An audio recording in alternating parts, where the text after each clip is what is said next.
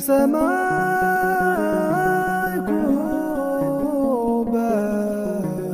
በሰማይ ወመንፈስ ቅዱስ አሐዱ አምላክ በስመ አብ ወወልድ ወመንፈስ ቅዱስ አሐዱ አምላክ። ዝኸበርኩም ዝኸበርክን ቤተሰብ እግዚአብሔር ደቂ ዓዲ ቅዱሳን ኩላትኩም በብዘለኹሞ ጸጋን ሰላምን አምላክ ይብዛሕልኩም። ከመይ ኣለኹም? ከመይ ምሲኹም? ከመይ ቀኒኹም? አሚን። አምላኽና እግዚአብሔር ዘለዓለማዊ ሓያል ናይ ነገስታት ንጉስ ናይ አማልኽቲ አምላኽ ናይ ጎይቶት ጎይታ ዝኾነ ብምሕረቱ ብመግቦቱ ብፍቅሩ ናብዚ ዕለት እዚ አብፂሑና እዩ እሞ ክብርን ምስጋናን አምልኾን ውዳሴን ንቅዱስ ስሙ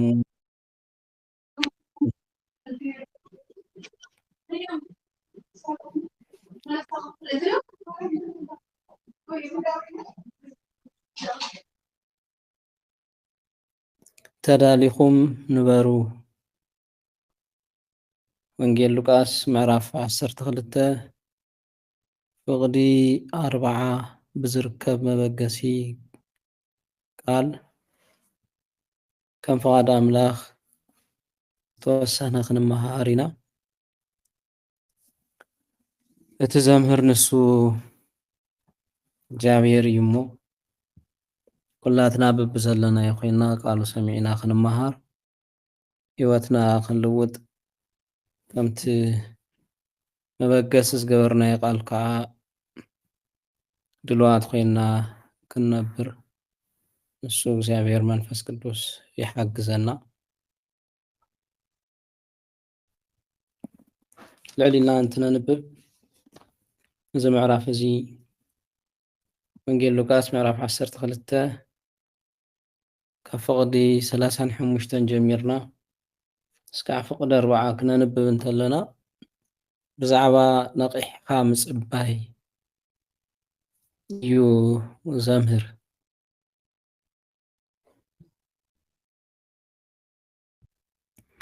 ነቂሕካ ምፅባይ ንሕና ደቂ ሰባት ንብዙሕ ነገር ክንፅበ ንኽእል ኢና።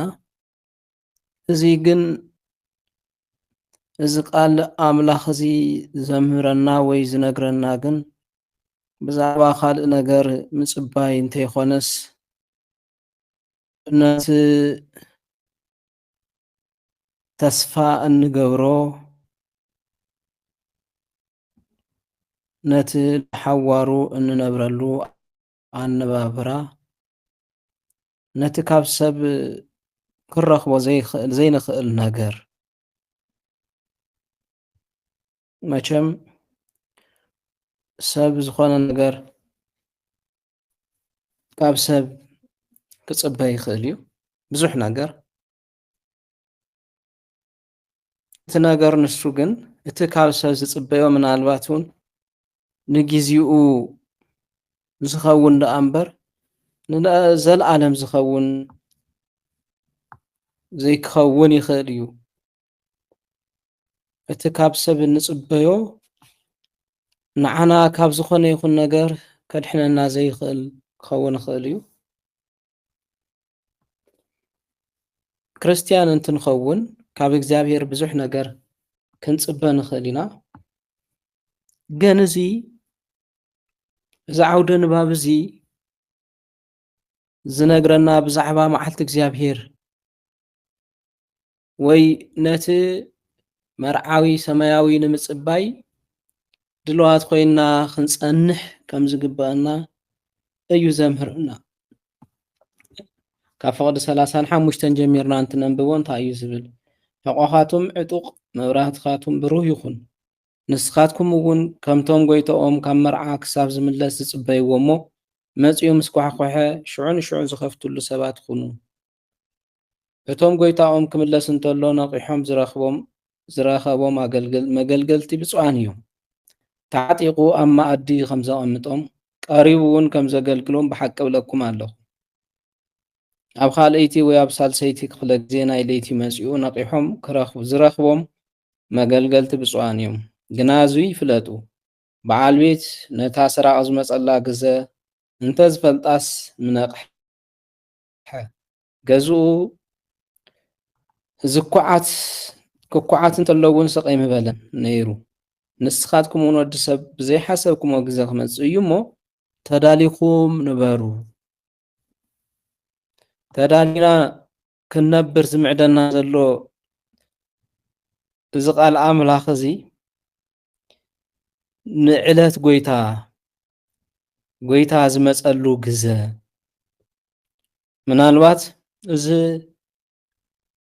ኣስተምህሮ ምጽኣት ጎይታ ብዙሕ ግዜ ብተደጋጋሚ ሰሚዕናዮ ክንከውን ንኽእል ኢና። ምስማዕና ዘይኮነስ ነስተውዕሎ ዶ ንትግብሮ ዶ ዝብል እዩ። ዝሰማዕናዮ እንተኾይና ዘንበብናዮ እንተኾይና ክነስታውሶ እሞ ድማ ድልዋት ኮይና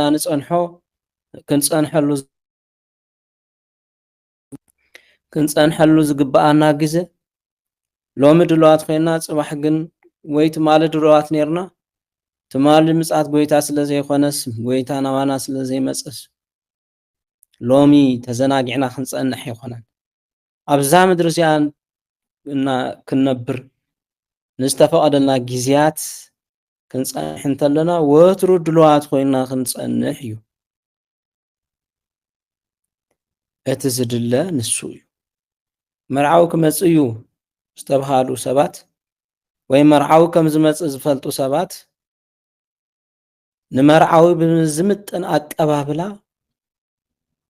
ተዳልዮም ተዓጢቖም እዮም ዝጸንሑ። ምናልባት ኣብዚ ሰዓት እዚ ዘይክበሃል ይኽእል እዩ። ኣብታ ክመጸላ እዩ ዝተባሃለት መዓልቲ ወይ ግዜ ግን ድልዋት ኮይኖም እዮም ዝጸንሑ።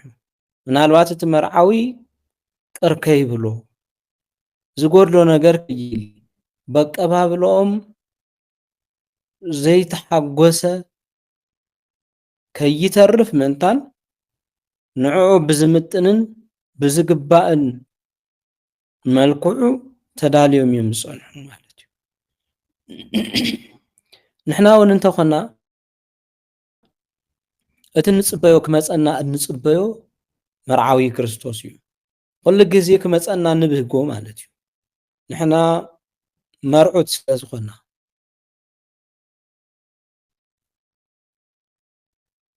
ቤተ ክርስቲያን ከም ቤተ ክርስቲያን ሕብረት ክርስትና መርዓት ናይ ክርስቶስ እያ።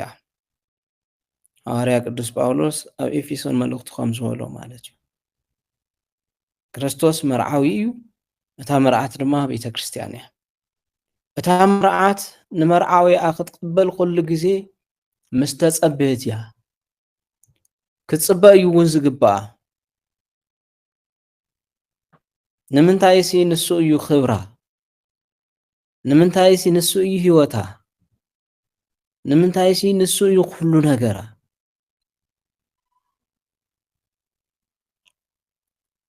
እዚ እንድሕር ደኣ ኮይኑ ነቲ መርዓዊ ብዝምጥን ኣቀባብላ ንኽትቅበል እንታይ እያ ክትኸውን ዘለዋ? ድልውቲ ኮይና እያ ክትጸንሕ ዘለዋ፣ ተዳልያ እያ ክትነብር ዘለዋ። ነቲ ትናፍቆ፣ ነቲ ትብህጎ፣ ነቲ ክትቅበሎ እትሓፀሉ መርዓዊ ንኽትቅበል ድልውቲ እንድሕር ዘይኮይና ፍቕራ ናይ ሕሶት እዩ ማለት እዩ።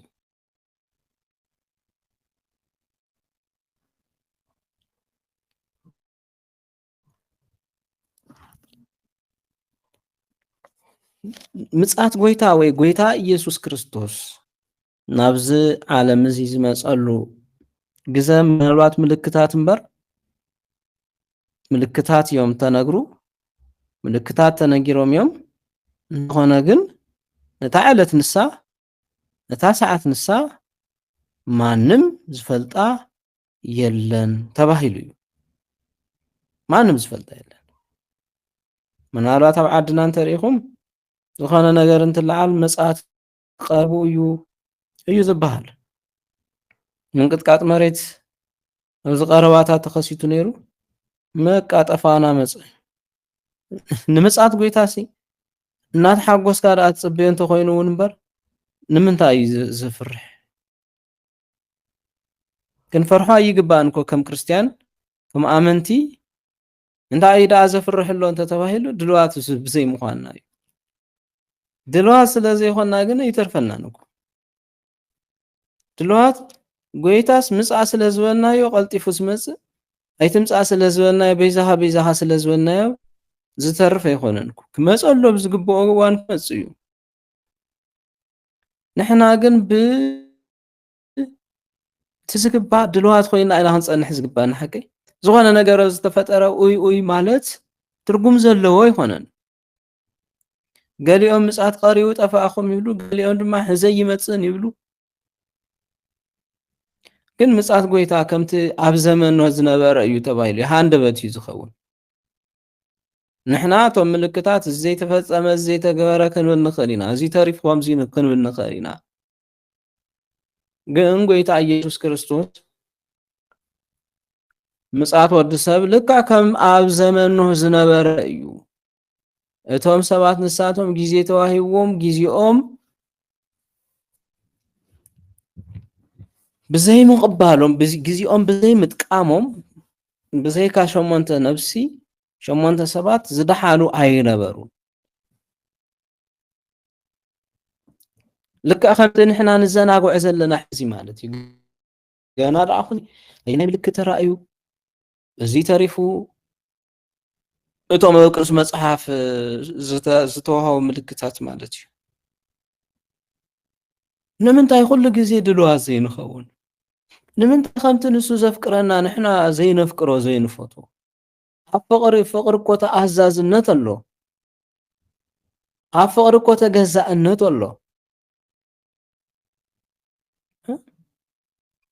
ካብ ንድንግጽ ኳሕ ብዝበለ ቁፅሪ ካብ ንድንግጽ መሬት ብዝተንቀጥቀጥ ቁፅሪ ካብ ንድንግጽ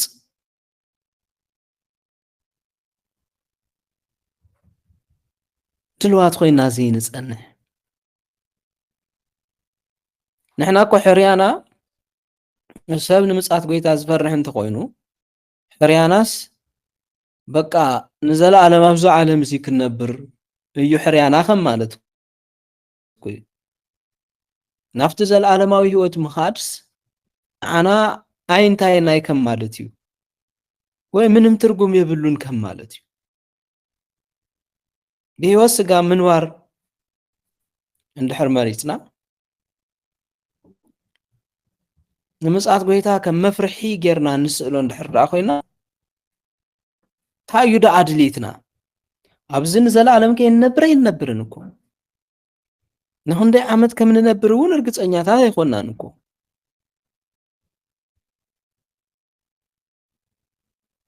በቲ በለበቲ ኣብዚ ዓለም እዚ ምፍላይና ይተርፍን እኮ። ምጽኣት ጎይታ እንተዘንግዐ ሞት ዝበሃል ኣሎ።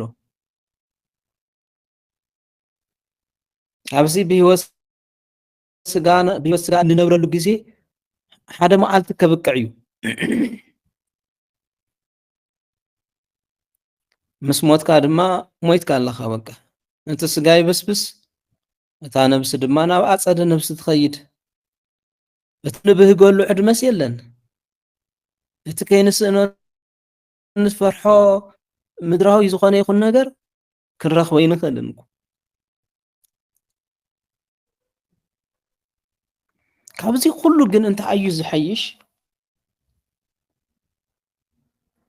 ወዲ ሰብ ብዘይሓስብናዮ ግዜ ስለ ዝመፀና ተዳሊና ምንባር ተዳሊኹም ንበሩ። ጌታ ኢየሱስ ክርስቶስ ክመጽእ እንተኾይኑ ብዘይሓሰብናዮ ግዜ እዚስ ክልተ ጫፍ ዝረገጹ ነገራት ንርኢ። ኣቀፍትማ ኣብዚ ዝኾነ ነገር ክኽሰት ከሎ ማለት እዩ። ዝኾነ ዘፍርሕ ነገር ክኽሰት ከሎ ገሊኦም በቃ ተወዳእና ምጽኣት ከምዚ ኢሎም ንሰብ ናብ ዘይተደለየ ጭንቅን ራዕድን ዘእቱ ገሊኦም ድማ ክንዘናጋዕ ዝገብሩ ምንም ዝበልኩም እንተበልኩም ሕዚ ክርስቶስ ይመጽእ ዝብሉ ከዓ ነው ጭፍን ዝበሉ ከምቲ በቃ ክርስቶስ መዓዝ ከም ዝመጽእ ብርግጸኝነት ከም ዝፈልጡ ኮይኖም ዝናገሩ ማለት እዩ። መን ነጊሩካ ብዘይ ሓሰብኩምዎ ሰዓት እዩ ዝመጽእ ተባሂሉ ኣለኩም። እታ ዝሓሰብናያ እታ ዘይሓሰብናያ ሰዓትን ግዘን መዓዝ ከም ትኸውን ኣይንፈልጥን። ከም ክርስቲያን ግን ናብ ኩሉ ከይኽእልና ብዝኾነ ይኹን ነገር ብምርዓድ ብምፍራሕ ዝመጽእ ነገር የለን። እንታይ ደኣ ከም ክርስቲያን ድልዋት ኮይና ምጽናሕ ኣብዚ ክንሪኦ ዝግባኣና ክልተ ነገር እዩ። ክንዳሎ ዝግባኣና ንምጽኣት ጎይታ ጥራሕ ኢልና ይኾንና ምጽኣት ጎይታ መዓዝ እዩ ኣይንፈልጥን። ወይ ምጽኣት ጎይታ ክቅድም ይኽእል ወይ ሞት ዝበሃል ምጽኣት ክቅድም ይኽእል። እዚኦም ክልቲኦም መቸም ኣይተርፉን። ሞት ስጋን ሕልፈት ዓለምን ዝተርፎ ይኾኑ።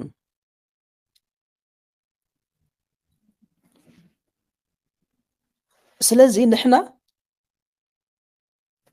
ካብ እንፈርሕ ካብ እንጭነቕ ደስ እናበልና ክንከይድ እዩ ዝግባእ። ደስ እናበልና ሞት እንተተወሲድና እውን ሞት ከይመፀና ንፈርሐሉ ዋላ ሓደ ነገር የለን። ጎይታ እንተመፂኡ እውን ምንም ምክንያቱ ከምቲ ዝፈትወና ከምቲ ዘፍቅረና ንሕና እውን እናፍቀርናዮ እንተነርና ንሕና እውን እናተኣዘዝናዮ እንተነርና እንድሕር ደኣ ትፈትውኒ ትእዛዝ ይሓሉ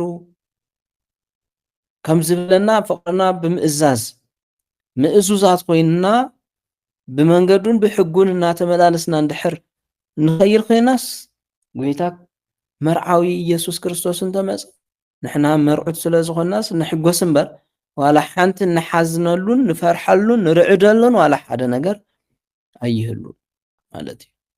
እቲ ዘይምድላውና ግን እንታይ ይገብረና ኣሎ? ፈራሓት ይገብረና ኣሎ። ክንፈርሕ ክንርዕድ ይገብረና ኣሎ። ንምጽኣት ጎይታሲ ክንስከፎ ይገብረና ኣሎ ማለት እዩ። ወመርዓዊ ኣትጸልእ መርዓት ዶላ እያ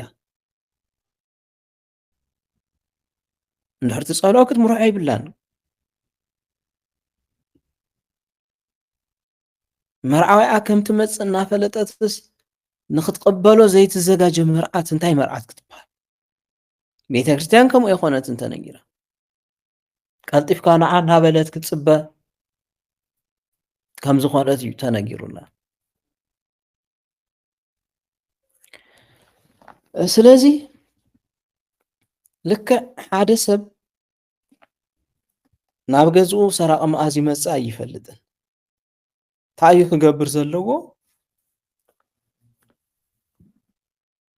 ክጥንቀቆ ብዝኽእል መልክዑ ክጥንቀቆ እዩ ዘለዎ።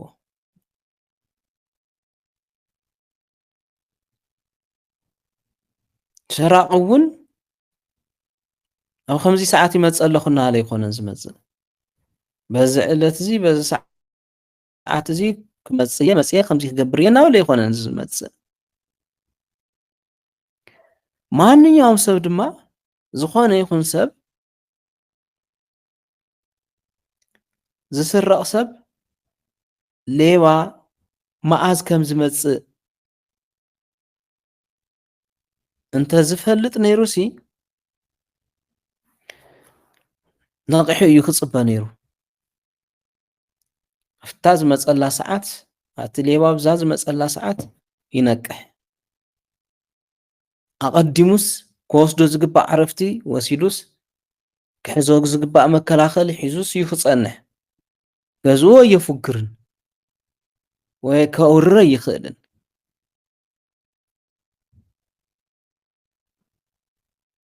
ልክዕ ከምቲ ሰራቒ መጽእ ኣለኹ ኢሉ ዘይመጽእ ኩሉ ሞት ኮነ ጎይታ ኢየሱስ ክርስቶስ እንትመጹ ይመጽእ ኣለኹ እናበሉ ይኾኑ ዝመጹ። ምናልባት ንዓና ምልክት ዝኾነና ሕማም ክሓምም ከሎ ሰብ ጽንዕ እንተይልዎ በቃ ኸይደ እዩ ክብል ዝኽእል። ኣብኡ ግን ክንበጽሕ የብልናን እዩ። ንሕናሲ ናይ እግዚኣብሔር ንብረት ኢና። ኣብዚ ምድሪ እዚ እንተነበርና ናይ እግዚኣብሔር ኢና። ካብዚ ዓለም እዚ እንተተፈለና እውን ናብ እግዚኣብሔር ኢና እንታይ ዘፍርሐለና ከም ክርስቲያን ንሓደ ህፃን ቆልዓ ናብ ወለዱ ናብ ኣቡኡ ናብ እንኡ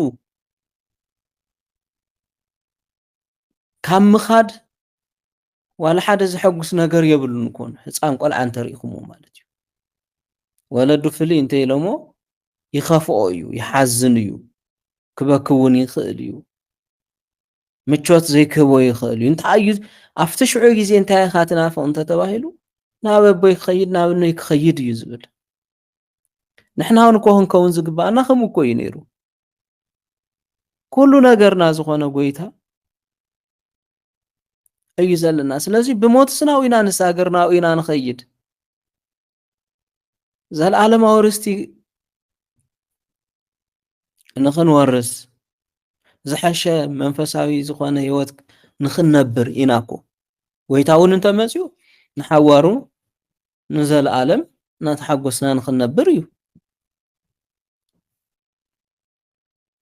ከምቲ ኣብዚ ምድሪ እዚ ዝመስከርናዮ ኣብ ቅድሚ ኣቦኡ ክምስክረልና ጎይታ ኢየሱስ ክርስቶስ እዩ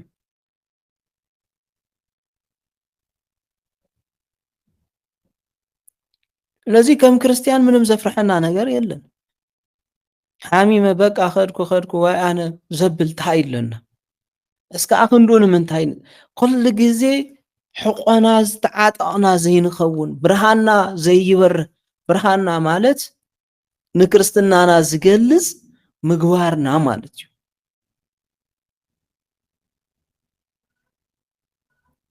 ምናልባት ኣብዚ ዓለም እዚ ዝነብሩ ሰባት ናይ ባዕሎም ዝኾነ ሕግታት ክህልዎም ይኽእል እዩ ከም ክርስቲያን ግን ኣይኮነን ክርስቲያን ንሕና ምእመናን ኣመንቲ ክንነብረሉ ንኽእል ሰነድ ተዋሂቡና እዩ እዚ ቃል በቃል ጎይታ ኢየሱስ ክርስቶስ ዝተናገሮም ኣብ 4 ወንጌል ዝተጻሓፉ ሕግጋት ወይ ከዓ መምርሕታት ኣለውና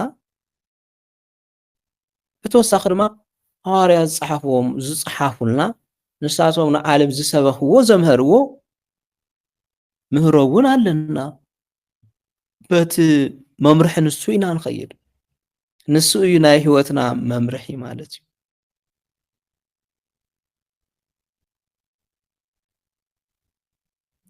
ስለዚ ብኡ ኢና ክንከይድ ዝግብአና ንሱ ክንገብር ከለና መጽሓፍ ቅዱሳዊ ግብሪ ክንገብር ከለና ክርስቲያን ምዃንና ንፍለጥ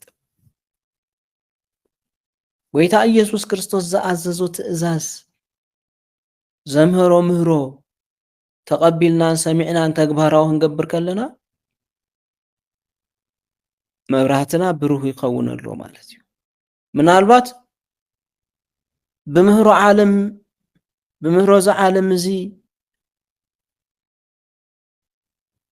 እዚ ጸልመቶም ሰባት እንተሃልዮም ብርሃን ክንኮኖም ንኽእል ክነብረሃሎም ንኽእል ጸልሚትዎም መንገዲ ዝጠፍኦም ሰባት እንተልዮም ብርሃን ኮይና ናፍቲ መንገዲ ክንምርሖም ንኽእል ክነምጾም ንኽእል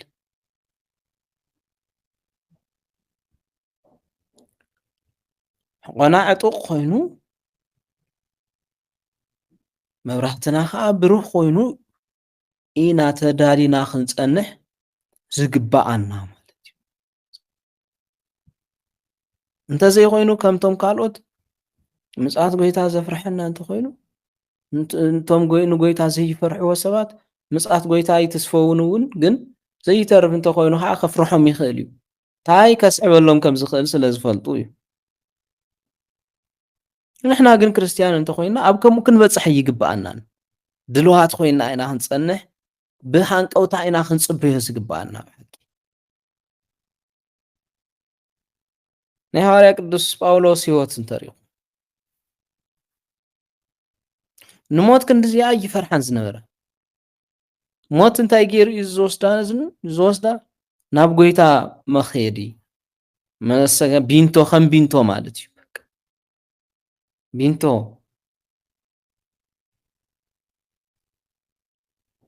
ካብ ሓደ ጫፍ ናብ ሓደ ጫፍ ትሳገረሉ ማለት እዩ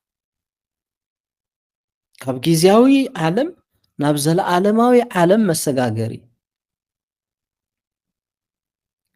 ናፍቲ እተገልግሎ ናፍቲ እተምልኾ ናፍቲ እትግዝኦ ጎይታ መኼዲ ገይሩ እዩ ዝወስዶ ነይሩ። ስለዚ ምእንቲ እዙይ ምንም ብሞት ኣየፍርሖን ነይሩ።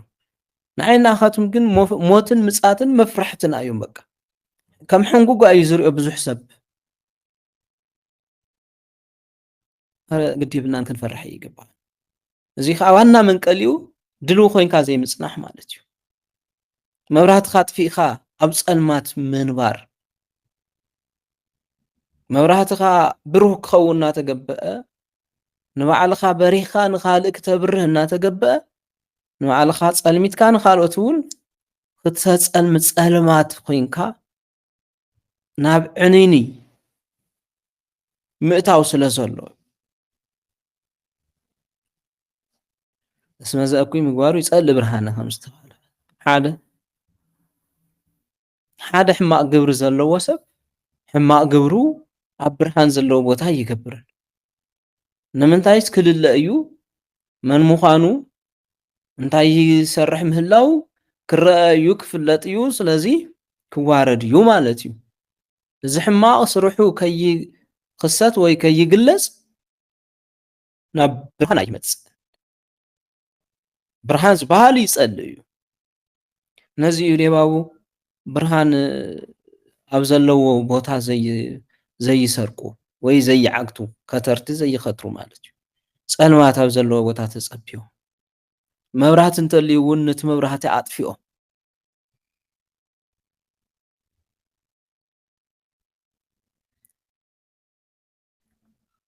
እኩይ ግብሪ ብምንም ይፉተን ዝፍተ እውን ኣይኮነን።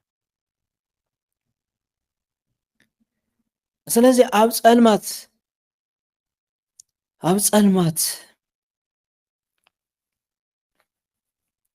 ስለ ዝነብር ዘለና ኢና ንሞት እውን ንምጽኣት ጎይታ እውን ንፈርሓ።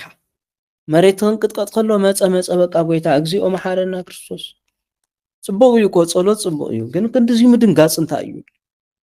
ምጽኣት እንተኮይኑ ዘይመጽእ የላንያ ኣብ ጸላሚና እኔና መብራህትና ይብርሃናን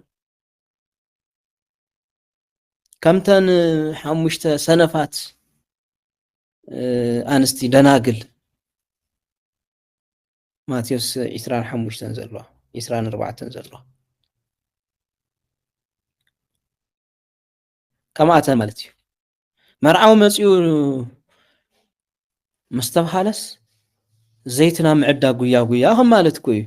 ከምኡ እዩ ሓቂ መሬት ተንቀጢጡ መስተባለ ምጽኣት በቃ ኣኸለ ናብ እግዚኦ ናብ ገለ ቅድሚኡ ናበይ ነርካ እንተተባለ እንተተባልካስ ኣበይ ነርካ? እሺ ንሱ ከይኾነ ተሪፉ በቃ ምጽኣት እንተዝኸውንከ የለን እኮ ምንም ምክንያት እንተቕረብና እውን ያው ተን 5 ሰባት ተን 5 ደናግል እኮ ርኢናየን ኢና እኮ ኣይኸፍተልክንን ናይ ባዕልተን ስለ ዘይዳልዋ እተን መሓዙተን ክህብአን ኣይደልያን ኪዳ ዓድጋ ተባሂለን ክዕድጋ ወፅአን ዓዲገን ተመሊሰን ግን መርዓዊ ታይ ጊዜ ምስ ሓለፈ ኮይኑ በቃ ሓሊፉ ተዳሊኻ ዘይምጽናሕ ንኸመይ ዝበለ ኺሳራ እዩ ዝዳርግ ንኸመይ ዝበለ ኪሳራ እዩ ዝዳርግ ረእይዎሙ ንኸም ዝበለ ኪሳራ እዩ ዝዳርግ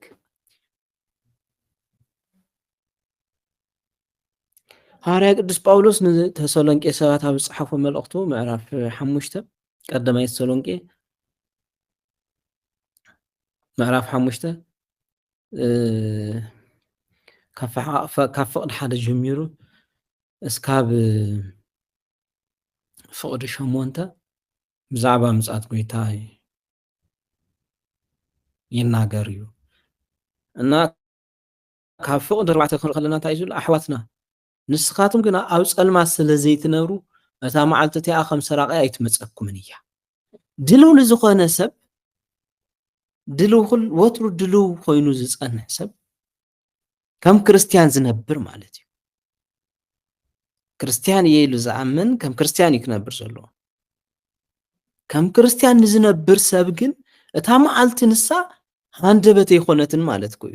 ንምንታይ ድልው እያ በቃ ንምንታይ እዩ ተዳልዩ እታ መዓልቲ ንሳ መዓዝ ከም ዝኾነት ኣይፈልጣን። ስለዚ ከም ክርስቲያን ስለ ዝኾንኩ ኣነ ኩሉ ግዜ ድልው እየ ክኸውን ዝግባኣኒ ኢሉ ንዝጸንሕ ሰብ እታ መዓልቲ ንሳ ሃንደበት ኣይኮነትን ከም ሰራቕ ኣይኮነትን ትመጽእ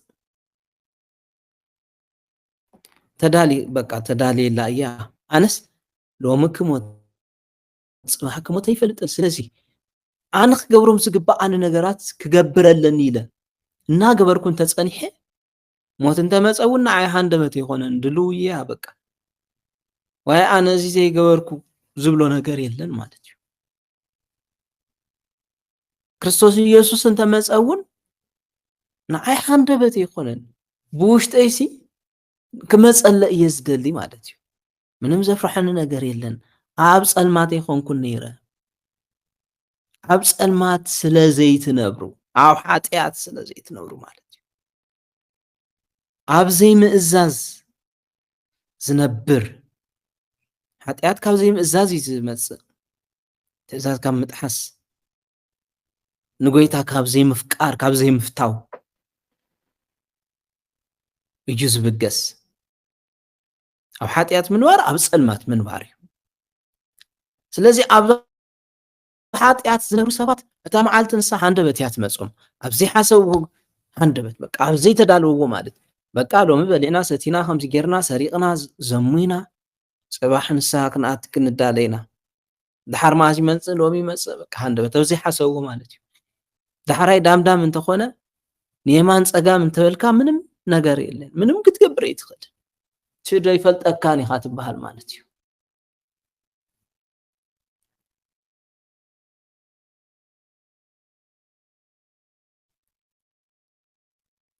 ናይ ተሰሎንቄ ኣመንቲ ዝጸሓፈ ሐዋርያ ቅዱስ ጳውሎስ ንስኻትኩም ግና ኣብ ጸልማት ስለ ዘይትነብሩ እታ መዓልቲ እቲኣ ከም ሰራቕ ኣይትመጸኩምን ንስኻትኩምስ ደቂ ብርሃንን ደቂ መዓልትን ኢኹም። ንሕና ደቂ ለይቲ ወይ ደቂ ጸልማት ኣይኮንናን እምበኣር ነንቃሕ ርእስና ንቈጻጸር ደኣ እምበር ከምቶም ካልኦት ደቀስቲ ኣይንኹን ጽባሕ ክገብሮ እየ ማለት እዩ። ኣይንበል ደቀስቲ ኣይንኹን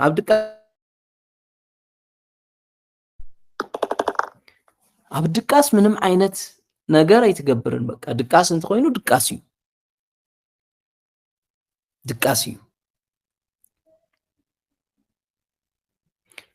እምበኣር ንንቃሕ ርእስና ንቈጻጸር ደኣ እምበር ከምቶም ካልኦት ደቀስቲ ኣይንኹን። ደቀስቲ ስለ ዝኾንና እዩ ሞት ዘፍርሐና ዘሎ ደቀስቲ ስለ ዝኾንና እዩ ምጽኣት ጎይታ ክበሃል ከሎ ዘፍርሐና ዘሎ ኣረ ድንጉይ ይበል ኣረ ጽንሕ ይበል ጎይታ ይምጸአና ኣሚን ጎይታ ኢየሱስ ቀልጢፍካ ንዓ ምባል ዘፍርሐና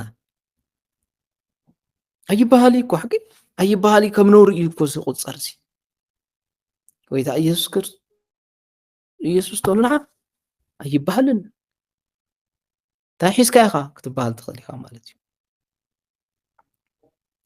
እዚ ኩሉ ዘፍርሐና ኣሎ ግን ናይዚ ኩሉ ነገር ምጽኣት ጎይታ ክበሃል ከሎ ሞት ክበሃል ከሎ ዘፍርሐና ዘሎ መዓልቲ ጎይታ ክበሃል ከሎ ዘፍርሐና ዘሎ ግን ድልዋት ዘይምዃን እዩ። ሓደ ሰብ ኢየሱስ ጎይታ ኢየሱስ ተሎ ንዓ ክብል ከሎ ትመዓቶ ታኾይንካ ተይሉካ ታኾይንካ እንተይሉካ ዋ መጺኡ ኸንታይ ኢኻ ትኸውን እንታይ ሒዝካ ኢኻ ክትብል ትኽእል እንዲኻ ግን ብድሕሪኡ ኸንታይ ዝሕዝ በቃ ኣብ ኃጢአት ምንባር እስጢዕሙና ማለት እዩ። ግን ከም ብመርዚ ዝተለወሰ መዓር በልዎ እቲ ዝወሃበና ዘሎ ግዘስ ጎይታ ንሓጢኣት ከም ዝህበና ጌርና ኢና ንወስድ ማለት እዩ። ከምኡ ኣይኮነን። ከምኡ ስለ ዘይኮነ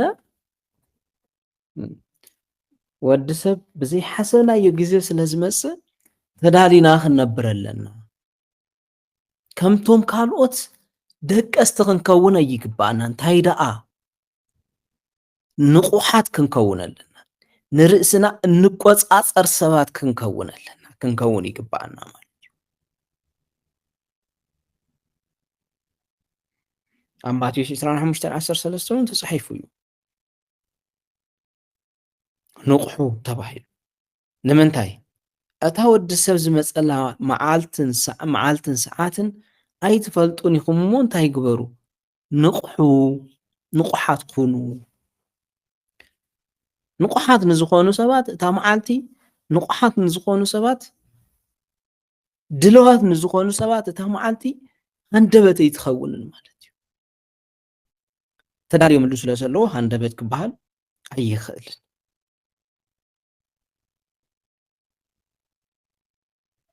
ኣብ ራእይ እውን ኣብ ራእይ የቕሬታ ኣብ ካልኣይ መልእኽቲ ጴጥሮስ ምዕራፍ 3 ካብ ፍቕዲ 11 ጀሚርና ነንብብ ከለና ብዛዕባኡ ይነግረና ማለት እዩ። ደጊም እዚ ኩሉ ዝፈላለ ካብ ኮነ ስለኡ ሰማያት ብሓዊ መኺኹ ዝፈላለየሉ ፍጥረት ሰማያት ብረስኒ ዝመከሉ ነቲ ምጽኣት መዓልቲ ኣምላኽ እናተጸበኹምዎን እናቀላጠፍኩምዎን ብቅዱስ ንብረትን ፍርሓት እግዚአብሔርን ከመይ ዝበሉ ክትኮኑ እዩ ዝግባአኩም። ንሕና ግና ከምቲ ተስፋኡ ጽድቂ ዝነበረሉ ሓድሽ ሰማያት ሓድሽ ምድርን ንጽበ ኣለና። ሪኢኹም ሓድሽ ሰማይን ሓድሽ ምድርን ዝጽበ ኣማኒ ደቃሲ ኣይኸውንን፣ ኣብ ሓጢኣት ኣይነብርን። እንታይ ደኣ እዩ ዝኸውን? ድልው እዩ ዝኸውን፣ ንቑሕ እዩ ዝኸውን፣ ሕቁኡ ዝተዓጠቐ እዩ ዝኸውን፣ መብራህቱ ዝበርህ እዩ ዝኸውን። መብራህቱ ዝበርህ እዩ ዝኸውን። እንተዘይኮይኑ ሓድሽ ሰማይን ሓድሽ ምድርን ይጽበ ኣለኹ እናበልካ እንተደቂስካ የለን ከመይ ጌርካ ትረኽቦ? ስለዚ ከዓ ኣቱም ፍቁራተይ ነዚ እናተጸበኹ ምስ ብዘይነውርን ብዘይመንቀብን ብሰላም ኣብ ቅድሚኡ ክትርከቡ እንታይ ኩኑ? ተጋደሉ። ናይዚ ዓለም እዚ ናብራ ተጋድሉ እዩ። በዚ ስጋላ በዚ ነፍስላ ስጋ ናይ ስጋ ነገር ክትሰርሐላ እያ ትደሊ፣ ነፍሲ ድማ ናይ ነፍሲ ነገር መንፈሳዊ ነገር ክትገብር እያ ትደሊ። እዚአን ሓደ ግዜ ናብ ነፍሲ ናብ መንፈሳዊ ነገር፣ ሓደ ግዜ ናብ ስጋዊ ነገር እናተጋደልካ ኢኻ ትነብር ማለት እዩ።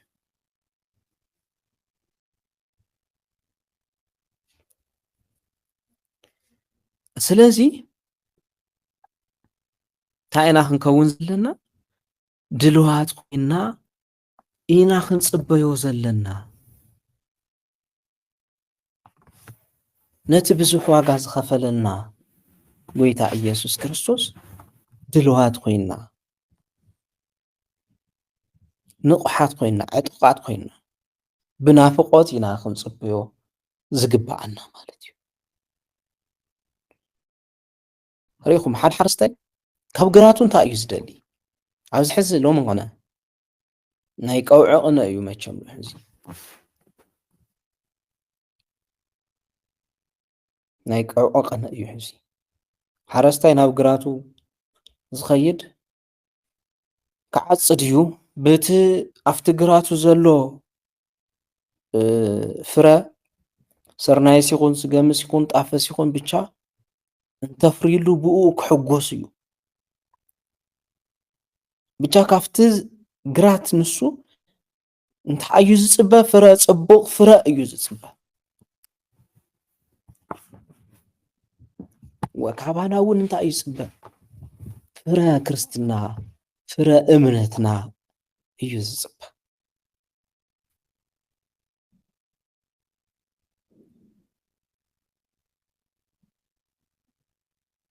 ንሕና ክርስትናና ካብ ክርስትናና እንታይ ኢና ተረቢሕና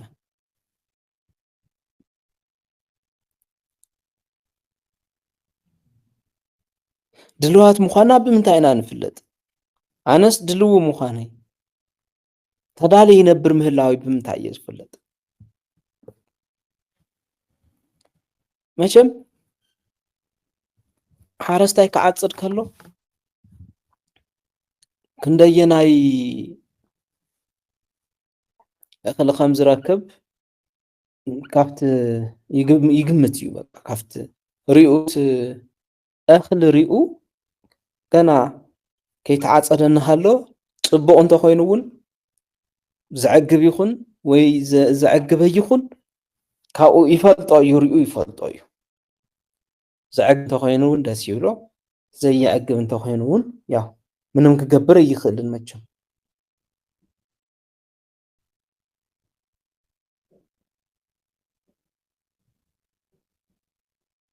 ንሕና እውን ድልዋት ኮይንና ምንባርናን ዘይምንባርናን ካብ ንባብራና ክንፈልጦ ንኽእል ኢና ካብ ንባብራና ክንፈልጦ ንኽእል ኢና ኣነሲ ድልው ኮይነ ድየ ዝነብር ዘለኹ ወይስ ኣይኾንኩን ፍለጥ እዩ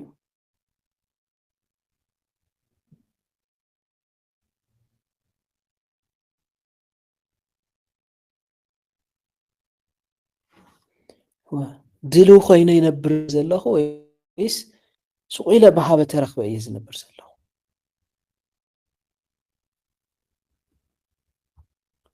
ብሃበ ተረኽበ ይነብር እንተለየ ድልው ኮይነ ክነብር ኣለኒ ክዳለ ኣለኒ ምክንያቱ ብቅድመይ ክልተ ነገራት ኣለዉ ዘይተርፉ ነገራት ማለት እዩ ሓደ ሞት ዝበሃል ኣሎ ካልኣይ ምጽኣት ጎይታ እዚኦም ክልቲኦም ማዝ ከም ዝኾይኑ ይንፈልጦምን ሎሚ ድዩ ጽባሕ ድዩ ድሕሪ ጽባሕ ድዩ ቀትሪ ድዩ ምሸት ድዩ ንጎሆ ድዩ ወይከ ኣይንፈልጦም ዘለና ኣማራጺ እንታይ ተባሂሉ ተነጊሩና ኣሎ ድልዋት ኮይንኩም ንበሩ ኣይትስነፉ ማለት ኮይ ክርስቲያን ኮይንካ ሰነፍ ምዃን ኣግባብነት የብሉን ግን ተለማሚድና ኢና ንሕና ሕዚ እኮ ክርስቲያን ማለት ክርስቲያን ተባሂልካ ንምጽዋዕ ንባዕሉ ብቑዓት ድናይ ብቑዓትን ካልእ ነገር እኮ እዩ ምክንያቱ ናብራና ተሓዋዊሱና እዩ ዓለማዊነት እዩ ዘሸንፈና ይኾነ ድዩ ዓለማዊነት እዩ ዘሸንፈና እኮ ናብራናስ ካብ ዓለም ከም ዓለማውያን ይኾይኑ ካብ ዓለማውያን ብኸመይ ንፍለ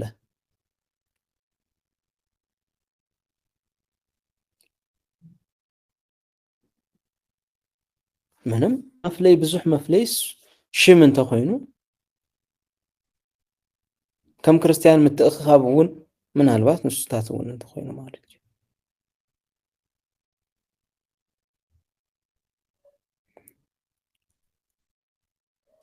ብዝኾነ ግን ጎይታ እግዚአብሔር ንዓና እንታይ እዩ ካባና ንዓና ዝደልዮ እንታይ እዩ ድልዋት ኮይና ክንጽበ እታ መዓልቲ እቲኣ እታ ጎይታ ዝመጸል መዓልቲ ድልዋት ኮይና ክንጽበ እዩ ዘድሊ ከም ክርስቲያን ማለት እዩ ከም ክርስቲያን ከምኡ እዩ ዘድሊ ስለዚ ንንርእስና እስኪ ንውሽጥና ንፈትሾ ከመይ ኢና ዘለና ዓለማዊነት የጥቃዕና ድዩ ዘሎ ዓለማዊነትና ንክርስትናና ይዕብሎ ድዩ ዘሎ ከምኡ እንተኾይኑ ካወነ ይግባእን ክርስትናና ዓለማዊነትና ክዕብልሎ ዘለዎ ንሕና ዓለማውያን ኣይኮንናን ብመሰረቱ ኣብ ዓለም እንነብር ናይ እግዚአብሔር ኣባጊዕና ደቂ እግዚአብሔር ኢና ዓለማውያን ደቂ እግዚአብሔር ኣይኮኑን ፍጥረት እግዚአብሔር ክኾኑ ይኽእሉ እምበር ደቂ እግዚአብሔር ኣይኮኑን ኮነ ይኽእሉን ንሕና ግን ፍጥረቱ እውን ደቁ እውን ኢና ደቂ እግዚአብሔር ኢና ስለዚ እዚ ብተግባር ክረአ ኣለዎ ካብ ሽም ሓሊፉ ከምታ አብርሃም እኮ ካብ መረበቱ ክወፅእ ከሎ ትሒዙ ንእግዚአብሔር ዝኣመነ እምነቱ ብተዓዛዛይነት እዩ ተገሊጹ ሓቀይ አብርሃም እግዚአብሔር አዚዝዎ ዘይገበሮ ዋላ ሓደ ነገር የለን እኮ ታይሎ ኣብቲ እዋን ሽምግልና ንዝሃቦ ወዱ ብኡ ዘርኢ ክስመልካ እዩ ተባሂሉ ቃል ዝተኣተወሉ ዘርእኻ ከብዝሖ እየስ ተባሂሉ ዝተነገረሉ ወዱ እኳን መስዋዕቲ ጌርካ ቅርበለይ ክበሃል ከሎስ እሺ ክብል ኢና እምበር ክጓገብ እኮ ይንሪኦም እምነት ክንድዚ እዩ ተዓዛዛይ ዝገብረካ ማለት እዩ ምእዙዝ ዝገብረካ ነቲ ተኣምኖ ኣምላኽ ፍጹም ኢኻ ትእዘዘሉ ህይወትካ እውን ኢኻ ሓሊፍካ ትህቦ ትእዛዙ ምኽባር ጥራሕ ዘይኮነስ ህይወትካ እውን እንተኾነ ሓሊፍካ ኢኻ ትህቦ ንምንታይ ዝሐሸ ነገር ኣብኡ ከም ዘለካ ስለትፈልጥን ስለተኣምንን ስለትትስፎን እዩ ስለዚ ወዲ ሰብ ብዘይሓሰብኩሞ ግዜ ክመጽእ እዩ እሞ ተዳሊኹም ንበሩ ተዳሊና ንንበር ዝኾነ ነገር ገርጨውጨውጨው ክብል ከሎ ናብ እግዚአብሔር ኦይ ምባል ጥራሕ እኹሎ ይኾነን ንምንታይ ኢና ኦይ ንብል ዘለና ምጽኣት ፈሪሕና ሞት ፈሪሕና እንተ ኮይኑ እሱ ልክዕ ይኾነን ሰላም ደሊና እንተ ኮይኑ ካልእ ነገር እሱ ፀገም ዘለዎ ይኾን ግን ንኸይንመውት ሞት ፈሪሕና እንተ ኮይኑ ግን ሞት ፈሪሕካ ናበይም ኣየእተን ናበይም ክእተ ይኽእልን ዘለና ኣማራፂ ከምቲ ቅዱስ መጽሓፍ ዝብሎ ድልው ኮይንካ ምንባር ከምቶም ዝደቀሱ ምድቃስ ዘይኮነስ ነቂሕካ ተዳሊኻ መጽናሕ እዩ ዝግባእ ማለት እዩ ዝኩሉ ክንገብር ኣምላኽና እግዚአብሔር ይሓግዘና ወስብሐት ለእግዚአብሔር